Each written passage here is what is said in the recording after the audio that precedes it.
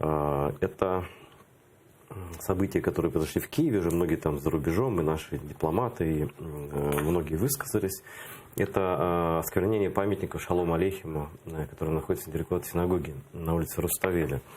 Много всяких тут мнений и рецензий и так далее. Вот что вы думаете по этому поводу? Что это такое? Ну, вже десь близько місяця йде накручування теми антисемітизму. І це відчувається. Десь приблизно в кінці вересня, на початку жовтня місяця в соціальних мережах цю тему почали крутити. Її почали розкручувати з питання, що євреї скуплять цю землю. О, кстати, вот я этого не вспомнил момента, да, было такое. З'явилися розповіді про те, що там в Тель-Авіві, значить, зібрали, там хтось пішов 20 мільярдів, хтось 50, хтось 100 мільярдів там, доларів на те, щоб скупити землю. Після того почали розповідати про те, що от в Умані там твориться таке і таке і таке. І для мене було очевидно, що треба очікувати якогось такого сигнального.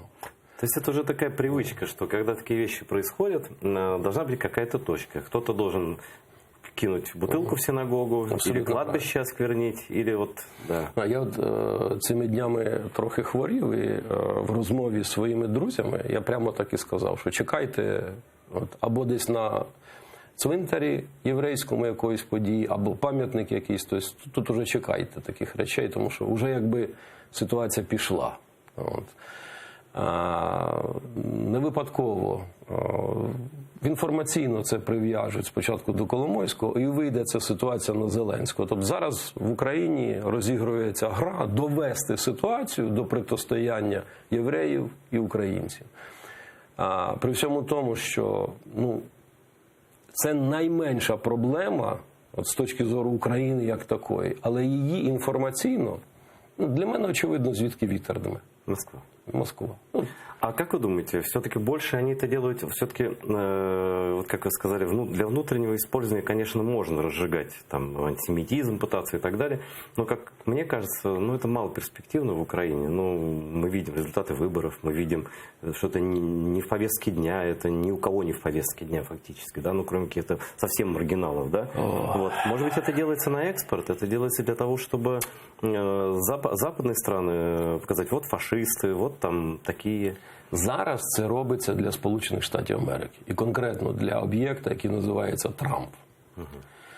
От ті, хто знають Білорусь, знають, що в кінці лютого там обов'язково піднімається тема Хатині, і тут же розказують про українців. От кожен рік в кінці лютого місяця в колишній газеті, як вона називається зараз СБ Білорусь, виходить стаття на розворот, де розказують про те, що таке 118-й, 115-й шуцманшафт батальйони, хто там в Хатині все це робив. От зараз оця тема адресується конкретно Джуліані, Трампу і так далі. А як вони повинні підхватити? Ситуація виглядає приблизно так. Зараз вибори в Сполучених Штатах Америки відбуваються на території України. Тобто, умовно кажучи, це один із сучасних способів ведення цих речей. Тепер Трампу зараз для його емоцій залишилося підхопити тільки одну проблему. Що це країна не просто там корапшн, так це ще є проблема, яка лягає на тему антисемітизму.